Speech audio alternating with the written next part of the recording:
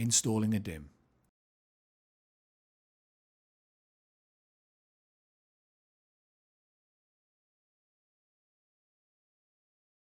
The system DIMMs are located in slots 2, 4, 13 and 15. The NVDIMM is located in slot 11. Locate the target DIMM using the through map on the air duct or the lit LED on the motherboard, and then replace the DIMM. Make sure that the DIMM ejector tabs on the connector are in the open position and then insert the DIMM squarely into the socket. The DIMM fits tightly in the slot but should go in easily. If not, realign the DIMM with the slot and reinsert it.